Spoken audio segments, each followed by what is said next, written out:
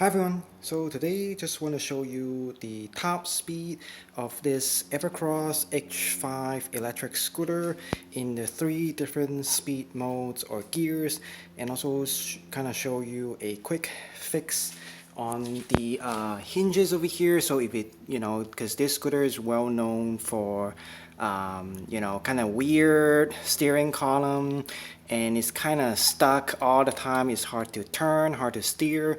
So I'm gonna just show you a quick fix for that.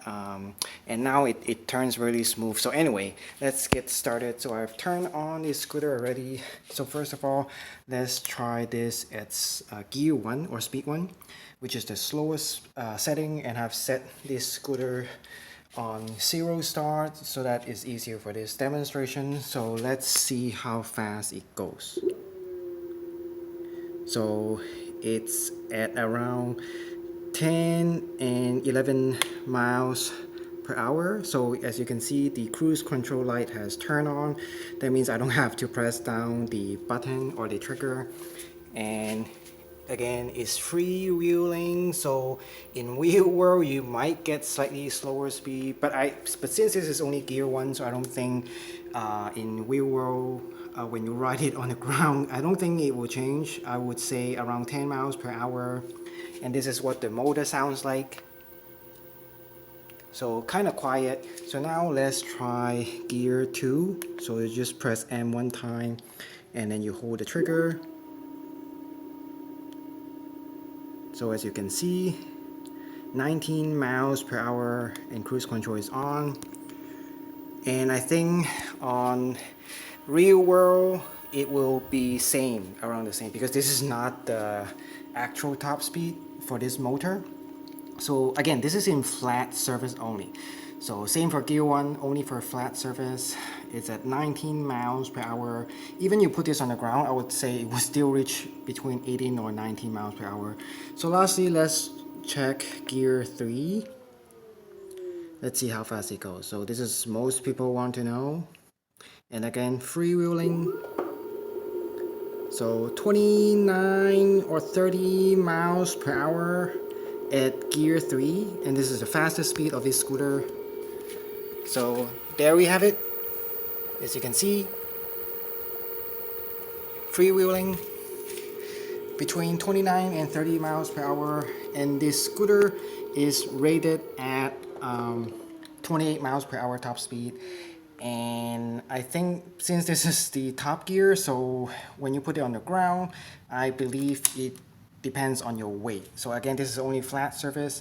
For me, I can reach 27 to 28 miles per hour on flat surfaces. If you're heavier, then it might reach 25 to 26, but shouldn't go lower than 25. Even if you are like 220 pounds, I think this scooter is rated for somewhere 250 or 260 pounds, something like that, in that range. So it's pretty impressive, 28 miles per hour, and freewheeling again 29 to 30 miles per hour.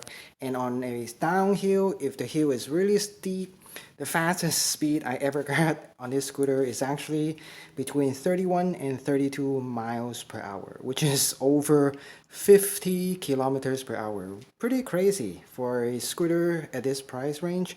Again, this is several $100s cheaper than the 9-Bot Max, because this scooter, again, not just cheaper at MSRP, but also it often has discounts. So for me, this scooter is around $300 cheaper than the 9-Bot Max, but way faster.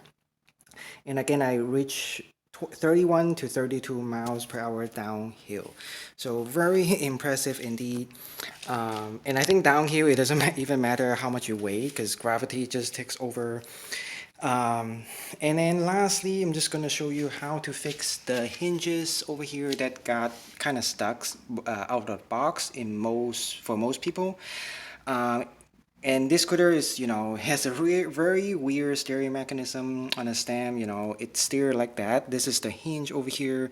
Most other scooter doesn't steer like this, but now, as you can see, it turns very smoothly. So what I did is just using the regular WD-40.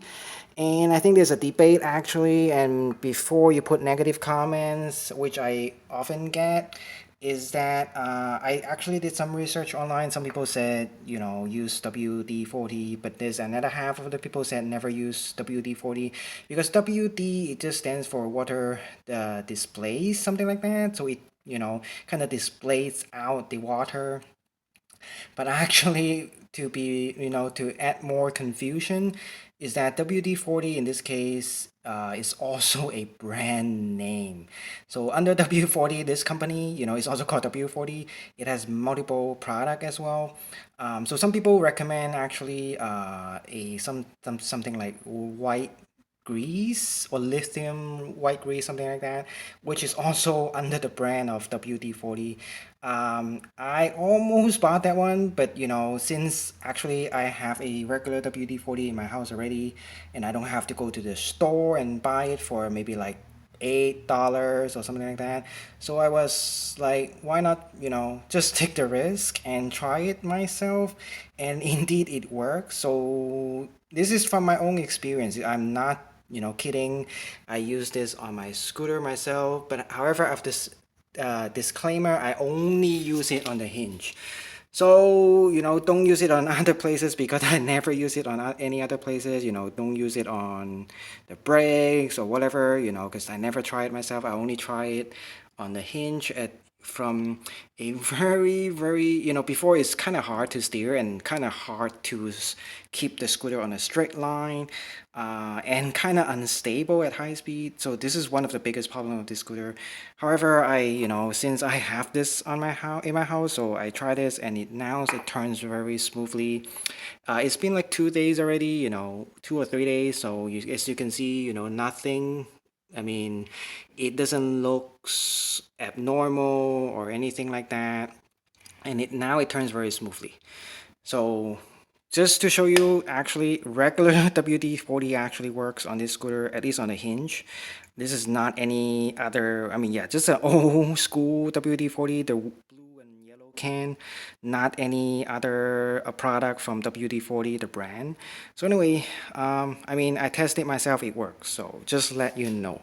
So anyway, this is my video on this Evercross H5 electric scooter. So thanks for watching and have a nice day.